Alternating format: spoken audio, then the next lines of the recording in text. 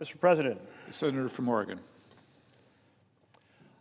This evening, we had a vote on the motion to proceed to the Republican budget resolution, and that passed. It's a simple majority vote. And this budget resolution has a very simple, straightforward theme. Families lose and billionaires win. The plan is simple. Slash programs for families, give massive tax giveaways to millionaires and billionaires, and run the country deeper into debt. That is not a plan that my constituents back home would vote for or support. They don't want to see the programs that enable families to stand on their feet be slashed or destroyed. They don't think that our mega millionaires and billionaires need more massive giveaways, and they certainly don't want to see the debt run up in the process. But that's where we are. Now, my Republican colleagues might say, well, not so fast. This bill is really about securing our border and national defense. But don't let that fool you. Senate Democrats are happy to entertain an appropriation bill to address these issues. In fact, we had a strong bipartisan defense spending bill in the Appropriations Committee last year. Senate Democrats also supported a bipartisan immigration bill, and that was just a year ago May. But the bill was killed. A bipartisan negotiated bill was killed when then candidate Trump said, Senate Republicans, I don't want you to fix the problem. I want to have this as a campaign element, the chaos at the border. So don't fix it. So it was killed. So you have Democrats ready to work on national defense as we have in the past and willing to work on security at the border. So this bill is not about that. This bill is about this: slashing programs for families, giving massive tax giveaways to the richest Americans. That's the real soul of the Republican budget resolution. Now, this resolution proposes over $9 trillion in cuts to programs. Just look at the budget table that accompanies the resolution. You'll see it in there. It basically has a line, unallocated cuts, $9 trillion. And that includes cutting $1 trillion out of the programs in the last 6 months of this year. One of our colleagues on the Republican side did an amendment that showed what those cuts of $1 trillion would do, let alone $9 trillion, and it would basically wipe out 5 major programs and cut another 5 major programs in half at the end of this year. So that vision of massive cuts to programs families depend on is right at the heart of this budget resolution. And this really is the great betrayal, because candidate Trump campaigned on the vision of helping families. But now that he's in office, he's reverting to the same plan he had in the last year of his first administration, which is slashing programs for families and giving massive tax cuts to mega millionaires and billionaires. We've seen this movie before, and the movie's director is a man named Russell Vought. He was head of OMB in the Trump administration the first time round, and who has Trump nominated to put in the place of the director of OMB, and now been confirmed by the Senate, but the same man, Russell Vought. And do we see the architecture of this plan anywhere else? Well, yes, we do. It's called Project 2025. That plan that President Trump said he didn't know anything about, but it was his director of OMB who was the architect of the plan, and it's that plan that's being implemented right now. And what is that plan? That plan is the great betrayal. Slash the programs for families, give tax giveaway to the richest Americans. Now, in the Budget Committee, we had a chance to examine this plan and propose amendments to it. We proposed 44 amendments, and all of them were voted down on a party line. So that was quite disappointing, because really what we were about was to say, hey, to our Republican colleagues, if you want to protect families, and this program isn't really about slashing programs for families, then vote with us to protect those programs. Well, so we put up amendment after amendment to protect those programs. One was about the cost of groceries. Democrats said, don't allow provisions into this bill that are going to drive up the cost of groceries. Democrats voted for protection. Republicans voted it down. Democrats said, don't put provisions into this bill that are going to cut Medicare or Medicaid or Social Security or in any other way make health care more expensive. Democrats voted for that protection. Republicans rejected it. Democrats put forward an amendment for against provisions that would raise the cost of rent or raise the cost of buying a home. Republicans on the committee rejected it. Democrats put forward an amendment to protect or hopefully lower the cost of drugs, and Republicans rejected it. Democrats put forward an amendment that said don't make changes in the law when this bill comes back that will increase the cost of going to college, and Republicans rejected it.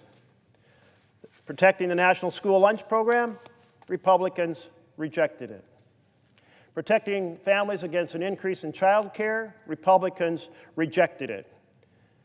Protecting the investment in research for cancer, Alzheimer's, and other life-saving measures, medical measures, protect the funding for that, Republicans rejected it.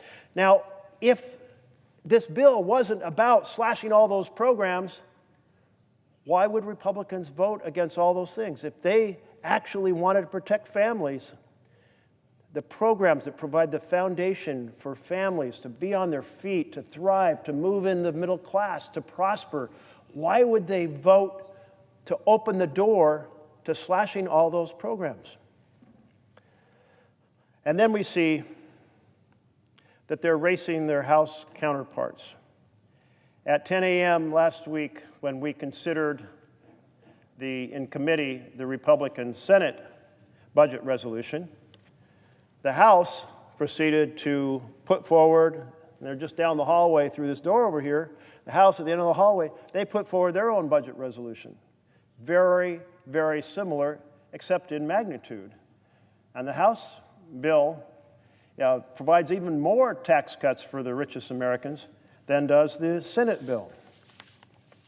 So the stakes couldn't be higher. Where are we headed? Are we headed towards a bill this year that is going to make the rich richer, increase income inequality, proceed to help the wealthy run this country by and for the powerful, and undermine the vision of government by and for the people? That is exactly where the Republican budget resolution is headed.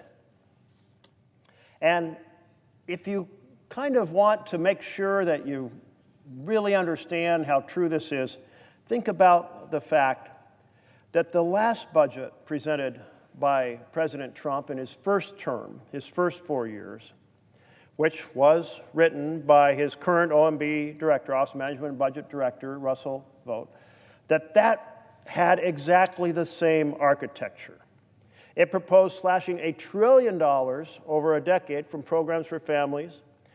It slashed health care and housing for seniors and veterans, slashed funding for hospitals and community health centers, slashed school meal programs and food pantries, slashed Head Start and police and firefighting grants, slashed tax relief for families and veterans and retirement. $1 trillion in the last budget, but that was $1 trillion over 10 years. And what my Republicans are now proposing is $1 trillion over 1 year, just 1 year. And it's only actually half a year, because there's only 6 months left in fiscal year 2025. When President Trump ran, when he was candidate Trump, he talked about reducing the costs for families. But everything he's doing now is sending costs upwards. It's Trumpflation. Trumpflation has arrived in the United States of America. Instead of slashing the price of groceries, he's proposing programs that will drive up the cost for hardworking families. That's Trumpflation. This budget resolution opens the door to making health care more expensive for families. Not cheaper, more expensive. That's Trumpflation. This budget opens the door to making college more expensive by changing how college loans are administered. That's Trumpflation. This budget opens the door to unleashing carbon dioxide and methane pollution that drives climate chaos, that will drive up the cost of flood and fire insurance across America. In the West, it's fire insurance.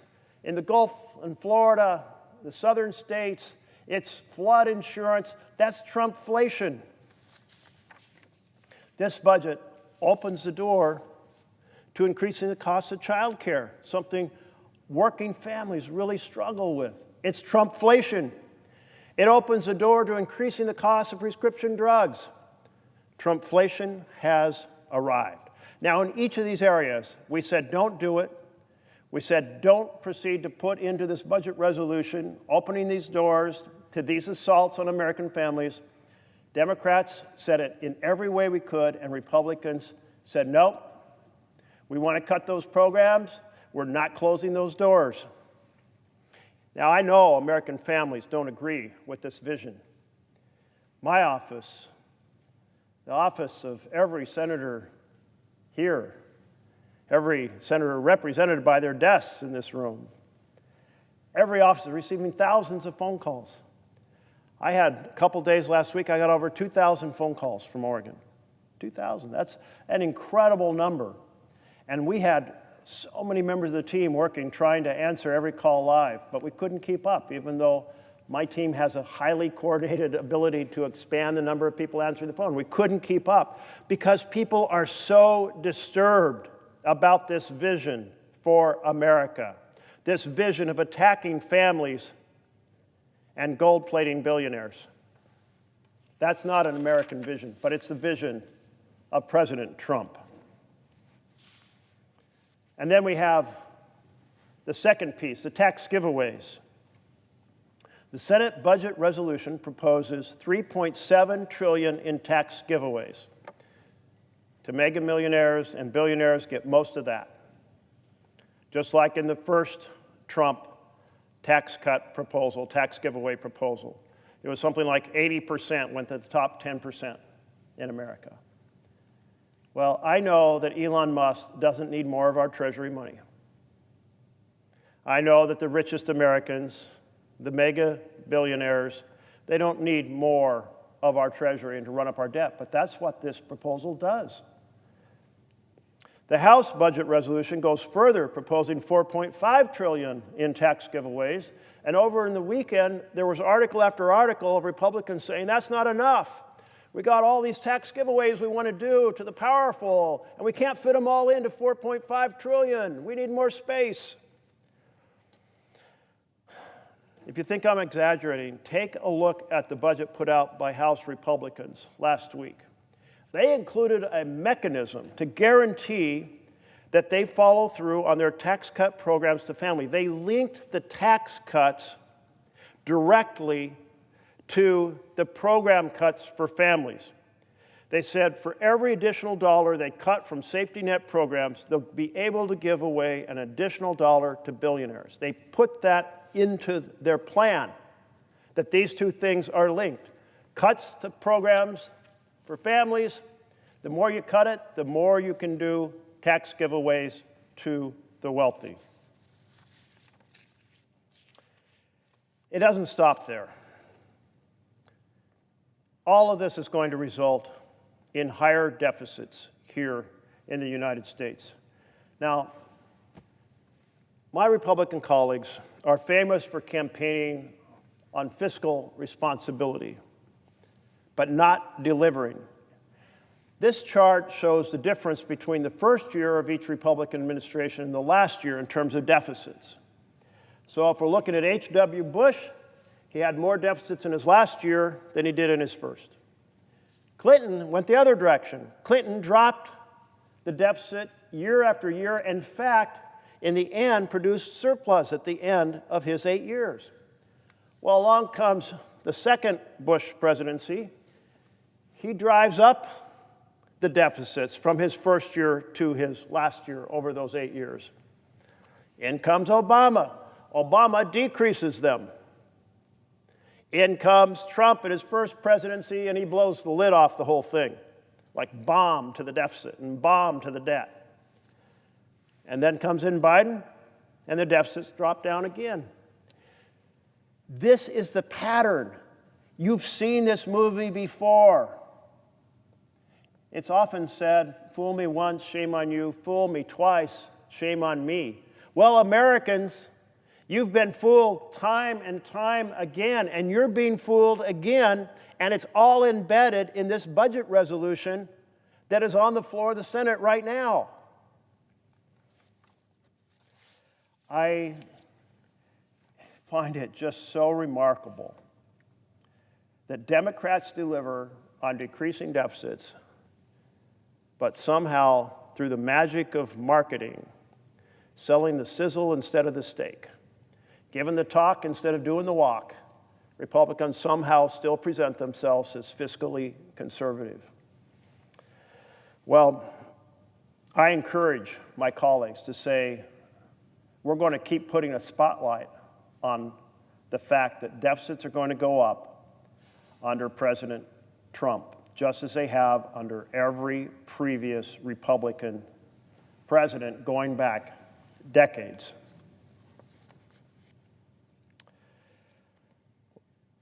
I would like to think that we could come together as Democrats and Republicans and say, yeah, there's efficiencies to be found in programs, but it's also absurd to be giving away the treasury to the richest Americans. But if you want a symbol of where this administration is coming from, just take a look at the picture of President Trump doing his inaugural address, also just down this hallway in the rotunda. All you see is him backed up by one billionaire after another, 4 in a row, right behind him. They love this idea because, after all, there's never enough money for a billionaire. Well, I can tell you where I live, billionaires do not struggle. Where I live, families struggle. They struggle with health care. They struggle with housing. Housing, the vision of home ownership for your children. My father was a union mechanic.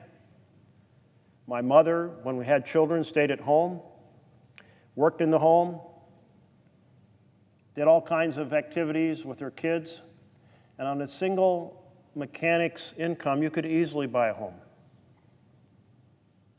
But not today. Not a single income. No, the price of homes is through the roof. The dream of home ownership is dying. And why? Because hedge funds are buying up single-family housing across America. And because we haven't invested enough in creating starter homes, in incentivizing the building of starter homes. You know, in the Budget Committee, we had a proposal that said, make it easier to put legislation forward that would discourage hedge funds from buying up single-family housing. They've been hard at it since 2009, when all those hundreds of thousands, millions of homes went into foreclosure because of bank deregulation, creating a massive national fiasco. Every Democrat said, yes, make it easier to take on the issue of home ownership. And every Republican said no. I don't like that this is a partisan outcome. I would love to see us partner to help out American families, partner across the aisle for families. But we have an administration that is all about the rich and making them richer, and is all about slashing the programs families depend on. We have yet another threat to families, and that threat is the concentration of authoritarian power in the White House in a way we haven't seen in the entire history, almost 250 years of our republic. We have a president who has a thirst for authoritarian power, who admires Xi in China, admires Putin in Russia, sends his vice president over to Munich just days ago to badmouth the democracies of Europe that share our values of freedom of speech and freedom of religion and freedom of assembly. Wow. But we not only have a president who admires authoritarian figures, admires dictators, he's acting like a dictator right here. He's breaking the law, and he's violating the Constitution. He proceeded to say, I'm going to cut all these programs that I don't like. Well, you know what? He doesn't have that power. We have what's called separation of powers in America. It means Congress sets the law, and then we have an executive, the president, who implements it. Now, President Nixon, you remember him, you remember Watergate, you remember the impeachment, remember the conviction, remember the resignation. Actually never got to conviction because he resigned first. What did he do? He said, I'm going to be a bit imperial, and I'm going to not provide the funds that Congress told me had to be provided to various programs. And you know what? The courts said, hell no, you can't do that. We have, it's called a republic. It's called separation of powers. It's called what it says in the Constitution, that Congress writes the law, and the president executes it. Now, the president can request Congress to change a program that's already been authorized, already in the law. It's called a rescission. He sends a note over to Congress and says, you know, we don't need to spend as much money as you all appropriated for this program, or maybe that nuclear warhead we were going to refurbish has no longer got the right one for the right missile, so we can cancel that program. And he can send those over to us. But he doesn't get a line item veto. He doesn't get a line item reduction. In fact, in 1996, Republican Congress provided a line item veto power to the president, and the Supreme Court said, no, you can't delegate that authority. If you violate that line between Congress making the law and the president executing it, you have destroyed the separation of powers, which is the heart of every democracy. It's that thin line of Congress making the laws that is the difference between a democracy and a dictatorship. And it's under assault. We're in the middle of a constitutional crisis.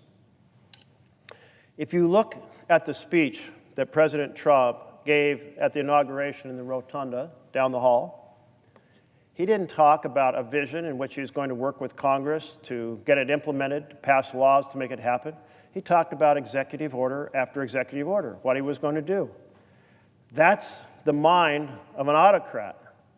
That's a king, not a president. That is a threat to our Constitution. It's a threat to our republic. He's issued more than 60 executive orders, bypassing Congress entirely. And he went further. He handed the keys to the data systems across America to Elon Musk. Now, Elon Musk was not elected. He was not confirmed by the Senate, has no independent oversight. Elon represents a concentration of power we have rarely seen. First, his power by being the CEO of large companies like SpaceX and Tesla and Starlink. Now, those companies have lots of lobbyists here on Capitol Hill, so that's a lot of power that Elon Musk has right there. And you know, here's something you might not know. He gets about $8 million a day in federal subsidies for his companies. I'd say that's a conflict of interest. Yeah, $8 million a day, that's roughly $2.5 billion over the course of a year. So here's a man, the richest man in the world, so he has that massive personal wealth, he has that power to run media campaigns or to hire lobbyists and hire lawyers. He's got his 3 companies, and they have that ability to do media campaigns and hire lobbyists and hire lawyers. So you have tremendous power there. But now he's been given the keys to agency after agency all across the United States government. What kind of a threat is that? Well, it's huge. It's huge because those databases contain the most private information on every American. The private health care records of people who are on Medicaid or Medicare. The financial records of every family that files a tax return. So his minions are now the foxes in the henhouse. So his corporate wealth, his personal wealth and power, and now his team controlling databases all across the government, including the payment systems as to what gets paid and what doesn't get paid. I don't want this man to have my Social Security information or yours, my tax information or yours, my address or my bank account numbers or my records or yours. And then he put the CFPB on the chopping block, Consumer Financial Protection Bureau. He posted a message that said, CFPB, rest in peace, RIP. Now, why does the richest man in the world want to get rid of an agency that has delivered $21 billion in checks back to consumers who were ripped off by illegal practices? I'd say that's something to say, hey, CFPB is a hero for working families. A hero for families, returning $21 billion to families who were ripped off by illegal practices. And because they shut down those illegal practices, they've probably saved consumers across this country, saved families across this country some other enormous sum. Maybe it's 5 times that $21 billion. I know that when I worked on payday loans in Oregon and we got rid of those 500%, 400%, 300% interest rates, millions, not millions, but tens of thousands of Oregonians who were victims of those 300, 400, 500% loan sharking benefited enormously. Well, who is the similar watchdog here for the nation? The CFPB, Consumer Financial Protection Bureau. But the rich hate it because they are the ones who have engaged in illegal practices to rip off consumers, and so they hate it that there's a watchdog. So here's Trump and Musk getting rid of the watchdogs, getting rid of the inspector generals and breaking the law while they do so. The law says you have to give 30 days notice to dismiss an inspector general, and you have to do it for cause. Because we need watchdogs to make sure that the executive branch is playing by the rules. He fired them. He fired the FBI agents who are specialists in executive branch behavior, watching to make sure they follow the law. He fired them. And now the CFPB. What else? Well, I can tell you this. Musk and his minions, they could create a lot of damage with the access, and it's not just privacy to your records and my records. It could also be by accidentally screwing up the computer code because they don't fully understand the details on what they're playing with. Let's be clear, seniors living on fixed incomes cannot afford a single missed payment. They won't be able to buy their groceries or pay their rent, pay their mortgage. This chaos unleashed by Trump, unleashed by Musk, is illegal, unconstitutional, and just plain corrupt.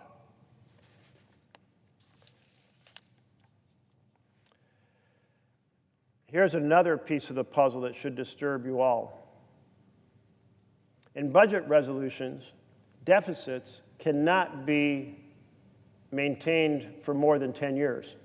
Bad enough Republicans want to increase the deficit over the 10-year period, but they've come up with a plan where they change the baseline so that they can actually project those deficits beyond 10 years, basically indefinitely into the future.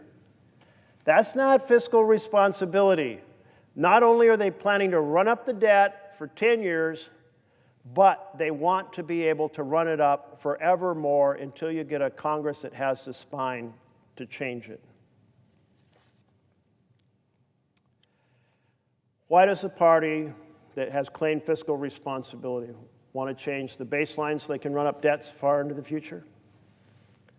They've gotten off this game. They've sold this game, this scam, time after time. They sold it under Bush 1, they sold it under Bush 2, they sold it under Trump. They're going to do it again. They think they can get away with it again. So that's our job. Shine the spotlight on it and say no. American people, see what's happening and say no.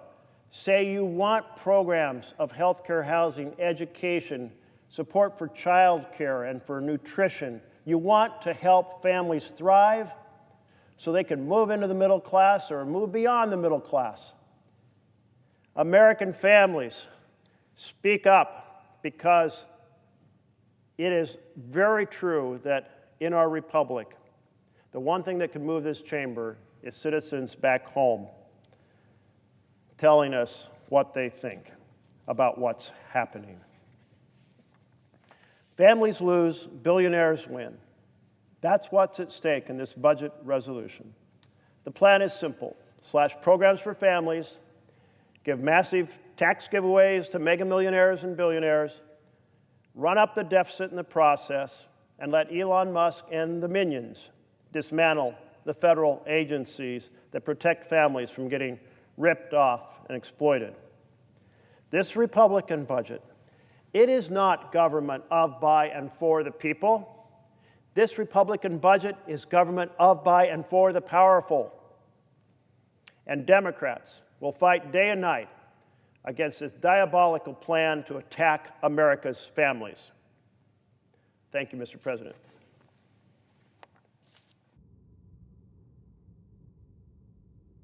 Stands adjourned until 10 a.m. tomorrow.